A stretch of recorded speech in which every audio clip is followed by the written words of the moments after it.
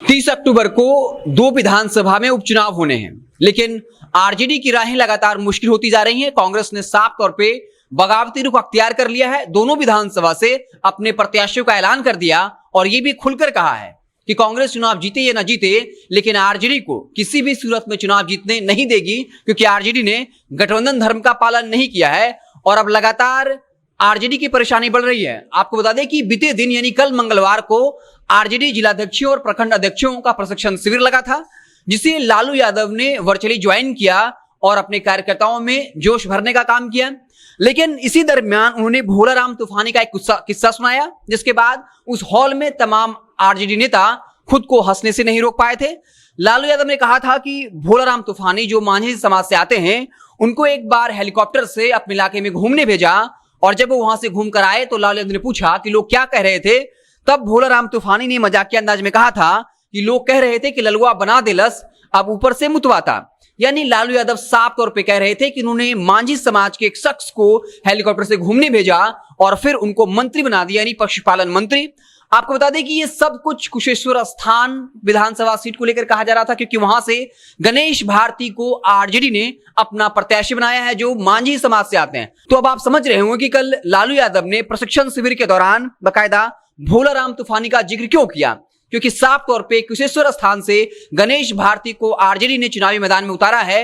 वो मांझी समाज से आते हैं और साफ तौर पे उस समाज को मैसेज देने की कोशिश कर रहे थे कि शुरुआती दौर से ही लालू यादव मांझी समाज को लेकर चिंतित रहे हैं। लेकिन अब वही उनका वो बयान, वही उनका वो किस्सा अब आरजेडी के लिए परेशानी का सबब बनता जा रहा है। बता दें कि सत्ताधारी पार्टी के नेता लगातार अब लालू यादव को लेकर आरजेडी और तेजस्वी यादव पर अटैक कर रहे हैं और साफ तौर पर कहा, लालू यादव ने तो आधा अधूरा कहानी सुना दिया, लेकिन यह नहीं बताया कि भोलाराम तूफानी, जिनको पशुपालन मंत्री बनाया गया, जो काफी सच्चे इंसान थे, ईमानदार इंसान थे, छल पचपन से दूर थे, और जो चारा घोटाला हुआ उसमें लालू यादव ने भोलाराम तूफानी की मासूमियत का फायदा उठाकर, उनके सीधेपन का फायदा उठाकर अपने घर पर बुलाकर सभी फाइलों पर हस्ताक्षर कराते रहे और करोड़ों का घोटाला कर लिया।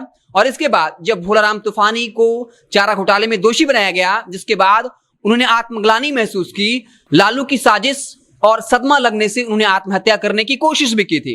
तो इस तरीके से जेडीयू लगातार अब जो है आरजेडी पर अटैक कर रही है। बाकायदा लल्लन सिंह ने सीधे तौर पे ट्वीट करते हुए लिखा कि लालू यादव हेलीकॉप्टर में चढ़ाने के बदले फर्जी दस्तावेजों पर हस्ताक्षर करवाए, करोड़ों का खजाना लूटा, देश विदेश में बाकायदा था संपत्ति बनाई, साजिश व सदमा की वजह से भोलाराम तूफानी आत्महत्या भी करने की कोशिश की थी और अब वो दिवंगत हो गए हैं। तो इस तरीके से लालू यादव को लेकर अब जेडीयू साथ ही साथ पूरे एनडीए खेमा अब आरजेडी और तेजस्वी पर निशाना साध रहा है। 2020 का विधानसभा चुनाव याद होगा, जिस वक्त तेजस्वी यादव ने लालू यादव को पोस्टर से हटा दिया था, क्योंकि उनको पता था कि अगर लालू यादव को पोस्टर में जगह मिलेगी तो फिर जो एनडीए खेमा है वो लालू यादव को लेकर आरजेडी पर प्रहार करेगी। और लालू यादव ने बाकायदा भोलाराम तूफानी का किस्सा सुनाया। मकसद उनका यही था कि कुशेश्वर स्थान से गणेश भारती, जो मांझी समाज से आते हैं, उस वोट बैंक को अपने पाले में किया जाए, ये बताने की कोशिश की जाए कि लालू यादव शुरुआत से ही मांझी समाज के शुभचिंतक रहे हैं। और इधर जीतन राम मांझी ने भी लालू यादव पर बड़ा प्रहार किया है कि जब आप बिहार के अघोषित मुख्यमंत्री थे, यानी जब मुख्यमंत्री राबड़ी देवी थी लेकिन मुख्य रूप से आप ही मुख्यमंत्री थे, तब हमने आपको माउंट मैन दशरथ मांझी को सम्मान देने को कहा था। तब आपने एक बयान दिया था, मुसहर कुर्सी पर बैठल जाला हो मांझी जी। लेकिन ये अच्छी बात है कि आज आप जीतन राम मांझी के डर की वजह से कम मांझी समाज को सम्मान दे रहे हैं। ये सब कुछ जो है वो बता दें कि कुशेश्वर स्थान में जो मांझी समाज के प्रत्याशी को आरजेडी ने टिकट दिया है, इस मसले को लेकर पूरी राजनीति हो रही है और इसलिए अब लालू यादव को जेडीयू के राष्ट्रीय अध्यक्ष लल्लन सिंह ने टारगेट पे लिया है और लालू यादव को चारा घोटाले के मामले में भ्रष्टाचारी बताने की कोशिश की है और ये भी तंज किया कि आपने जो आधा अधूरा किस्सा सुनाया है, ये पूरा किस्सा सुनाइए कि कैसे आपने भोलाराम तूफानी जैसे मासूम और सीधे साधे इंसान का फायदा उठाया। ये कहानी आप अपने बच्चे यानी तेजस्वी यादव को और पूरे बिहार की जनता को बताइए। तो बिहार में जो है उपचुनाव होने 30 अक्टूबर को और इसको लेकर सियासत लगातार गर्म हो रही है। हर कोई अपने एजेंडे को हावी करने की कोशिश कर रहा है, लेकिन इसी बीच लालू यादव पर एक बड़ा हमला, और अब देखना होगा कि आरजेडी इसको कैसे काउंटर करती है, किस तरीके के बयान दिए जाते हैं। हमारी नजर बनी रहेगी। आप देखते रहे जनता जंक्शन। बहुत बहुत धन्यवाद।